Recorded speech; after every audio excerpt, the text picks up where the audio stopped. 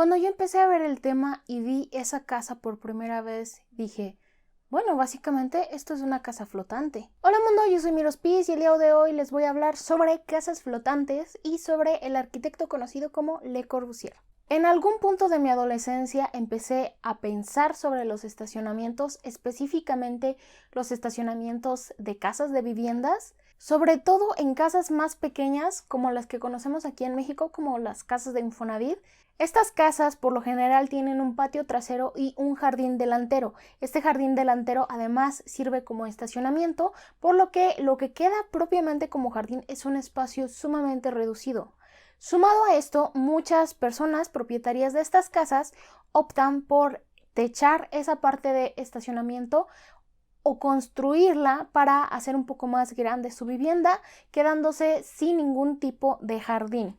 Y esto fue algo que empecé a notar como adolescente y que me empezó a molestar, porque para mí cualquier casa debe de tener un jardín, así es como yo me crié. Esa es la concepción que yo tengo de una casa, por toda la historia que he vivido y por lo que creo que debería de ser. Entonces este estacionamiento me parecía un espacio que eliminaba el jardín y que estaba totalmente desaprovechado. Seguí pensando en eso de los estacionamientos y después me di cuenta que había algunos estacionamientos como tipo subterráneos, mayormente ubicados en centros comerciales o en algunas tiendas grandes. Y entonces me di cuenta que esto liberaba todo el espacio que se podría usar para estacionamiento en la superficie, para jardines, para construcciones o para cualquier otra cosa. Después empecé a preguntar básicamente a las personas adultas que tenía a mi alcance por qué los estacionamientos de las casas no se hacían de esta forma, que quedaran como debajo de. Yo no entendía por qué esto no se hacía en todas las viviendas. Me empezaron a explicar que si llovía seguramente, ya que iba a estar debajo del nivel del piso, el agua se iba a filtrar al estacionamiento, entonces iba a requerir desagüe, pero el drenaje municipal seguramente pasaría por encima del nivel sobre el que estaría dicho estacionamiento, por lo que requerirían bombear esa agua hacia la superficie para poder desecharlas. El punto es que involucraba muchos otros gastos. No sé cuánto tiempo estuve pensando en todo esto hasta que en algún punto surgió una idea. ¿Y si las casas pudieran flotar? Si tuvieras el mismo terreno y la casa flotara, entonces tendrías toda la parte de abajo libre para tener jardín y estacionamiento, quizás un patio, una pista de patinaje, cualquier cosa que el dueño de la casa quisiera hacer. Sería básicamente todo el espacio de la casa completamente libre, simplemente tener algún acceso como para poder subir a la casa. Y hasta ahí se quedó esa idea por un tiempo. Hasta que en la preparatoria, cuando tenía 16 años, en la materia de física, nos pidieron hacer un prototipo. Tenía que ser cualquier clase de artilugio, juguete, lo que fuera, que explicara o representara algún principio de la física. Entonces se me ocurrió hacer la casa flotante con imanes. No sé cómo lo hice, pero convencí a mi equipo, porque estos prototipos se hacían en equipos, de que lo intentáramos. Mi idea era que como los polos iguales de un imán se repelen, entonces esto podría hacer que una casa flotara, al menos en el prototipo. Así que procedimos a hacer una pequeña maquetita de una casa, lo que era básicamente una caja, y a ponerle dos imanes grandes, uno en la base y uno arriba. De hecho, primero lo intentamos con imanes más pequeños, pero no tenían suficiente fuerza, hasta que conseguimos que se levantara muy poco. Pero como se podrán imaginar, los imanes no se repelen y quedan así flotando eternamente, sino que se repelen y se van deslizando, se empujan uno al otro, por lo que ya no queda flotando, ya no queda ese espacio entre dichos imanes. Entonces teníamos que de alguna forma fijar la casa o la maquetita para que no se moviera y estuviera forzada a estar en el mismo sitio, de forma que si los imanes se repelían, quedara ese espacio y quedara flotando, aunque fuera mínimamente, aunque ya no fuera funcional según yo lo había pensado, pero nada más con que flotara. Intentamos fijarla con diferentes cosas, con palitos alrededor de las 4 esquinas y diferentes cosas, pero nos dimos cuenta que para poder sostenerla, pues básicamente estábamos como que llenándola de palitos y ya no tenía mucho que ver los imanes ahí, sino que los palitos eran lo que podía sostener la casa o la cajita que habíamos hecho simulando una casa. Así que ya no nos servía como prototipo y escogimos hacer cualquier otra cosa. Hasta ahí se quedó el asunto por un tiempo, pero yo seguía con la idea en la mente de lo versátil que sería una casa flotante y creía que en algún momento iba a descubrir la forma de hacerlo.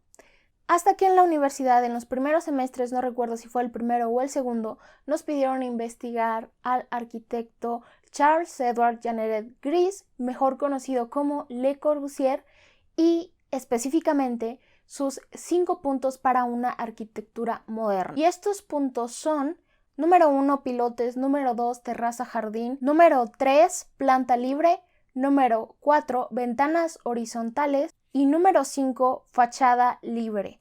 Estos 5 puntos que él proponía estaban pensados para aplicarse a edificios y particularmente a viviendas para crear una nueva arquitectura o una arquitectura moderna aprovechando los nuevos materiales que ya existían.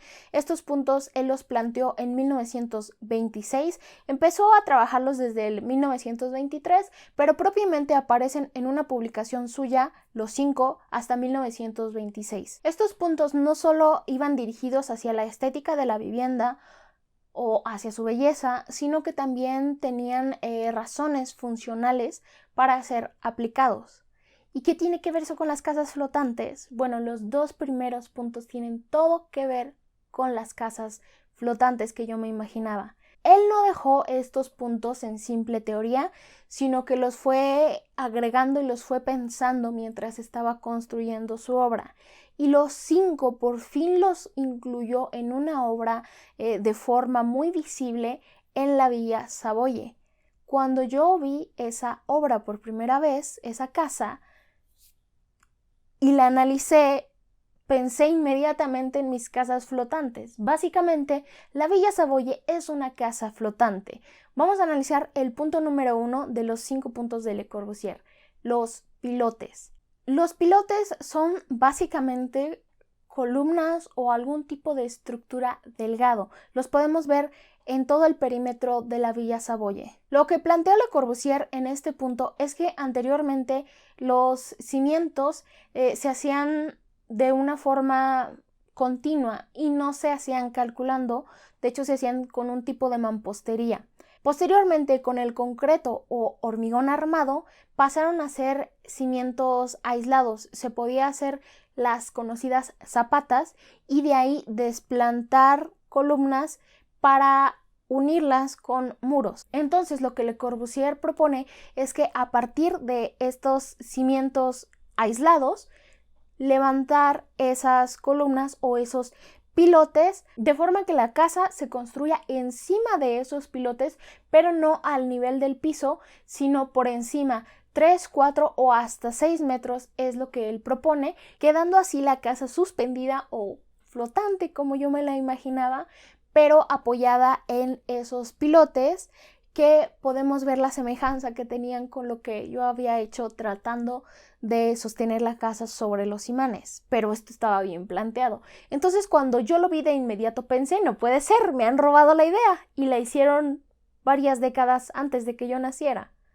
Efectivamente, las casas flotantes ya existían y yo no lo sabía. Y la razón por la que hacer esto tiene mucho que ver con la razón por la que yo quería casas flotantes. Este espacio generado entre el nivel del piso y donde inicia propiamente la vivienda sirve entonces como cochera no solo para un vehículo, sino como varios, y también para un patio, básicamente para cualquier actividad que el usuario desee. Y también tiene una entrada. En el caso de la Villa Savoye es una entrada al centro que también sirve como soporte. Así que la casa no está completamente flotando, pero sí tiene bastante espacio en la parte de abajo. Le Corbusier influyó en muchos arquitectos de muchas formas, pero se puede apreciar obviamente con estos 5 puntos.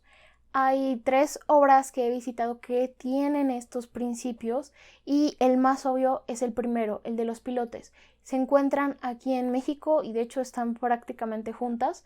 Las tres son obras del arquitecto Juan O'Gorman. La primera es la casa Juan O'Gorman y la segunda y tercera, o podría decirse que la segunda, es la casa estudio de Frida Kahlo. Estas casas también están suspendidas con pilotes y es muy interesante interactuar con ellas. Ahora, una de las cosas que a mí más me interesaban de estas casas flotantes era, aparte del lugar de estacionamiento, jardín. Poder tener un jardín sin necesidad de tener más terreno del que ya tenías, aprovechándolo al máximo. Después me di cuenta que no sería posible tener un jardín debajo de la casa porque las plantas necesitan luz, básicamente. Y Le Corbusier resuelve este problema en el segundo punto. El segundo punto es terraza-jardín. Es decir, en la azotea tener una terraza o un jardín. Incluso él habla de que se pueden tener árboles pequeños de hasta 3 metros en la azotea, lo que ahora conocemos como techos verdes. Le Corbusier ya lo estaba planteando desde 1920 y tantos. Así que básicamente Le Corbusier propuso casas flotantes altamente funcionales y estéticas de acuerdo a los cánones de la época. De los otros 3 puntos, planta y fachada libre y ventanas horizontales, les estaré hablando en un próximo video, así que los invito a que se suscriban y activen notificaciones personalizadas para que no se lo pierdan. Les dejo por aquí otro video que creo que les podría interesar y nos vemos en un próximo video. Bye.